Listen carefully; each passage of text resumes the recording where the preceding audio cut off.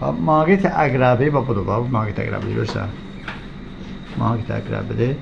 Bu maqnit əqrəbinin baş cənub qütbü olsun, bu da şimal qütbü olsun. Maqnit əqrəbinin daxilində qüvvə xəttləri S qütbündən N qütbünə tərəf yönəlir. Daxildə S-dən N-ədir. Oldu? Belə qəbul ediklər. Xaricdə isə N-dən çıxır, S-ə gəlib daxil olur. Belə baxın bir. Burada S daxil olur. Burada, görürsünüz belə.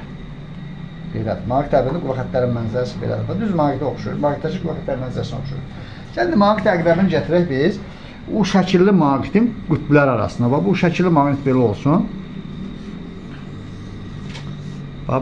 S qütbüdür, N qütbüdür. Görürsünüz. Bu maqnit əqrəbidir. Maqnit əqrəbinin içərisində belə, belə. Maqnit əqrəbini gətirib buraya yerləşdirsək. N qütbü gəlib burada dayanar, S qütbü gəlib burada dayanar, görürsən? Belə, görürsən? N qütbü S-ə cəzb olunar, S qütbü gəlib N-ə cəzb olunar. Daxildə belə olur, görürsən? Daxildə S-dən N-ədir istiqamət, düzdür? Xaricdə nə gördük? Biz demişdik, daxildə S-dən N-ədir belə. Xaricdə isə N-dən S-ədir, N-dən S-ədir, görürsən? Maqnit əqrəbi maqnit hissəsində elə dayanır ki, onun daxilində B-nin istiqaməti, köldəki B-nin istiqaməti ilə nədir? Eyni olsun. Oldu?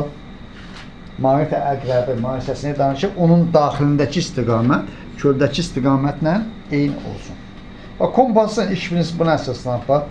Məsələn, yer kürəsini götürək. Bu yer kürəsinin, yer kürəsidir.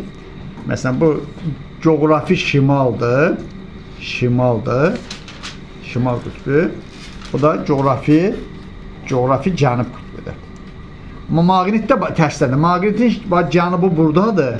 Maqnitin cənubu burada, şimalı burada. Qüvvə xəttləri belə gəlib getmir, belə gedir. Görürsən? Bura məsələn maqnit əqrəbi gətirsək, içəridəki istiqamət köldəki eyni olur. S buranı göstərir, N bura. N qütbü şimalı göstərir, belə. Maqnit əqrəbinin iş prinsipi maqnit sahəsi ilə maqnit əqrəbinin qarşılıq təsirinə əsaslanır. Maqnit əqrəbinin şimal qütbü elə coğrafi şimal nədir? Göstərir, belə. Oldu, maqnit əqrəbi maqnit sahəsində nə cür dayanır, onu izah elədik.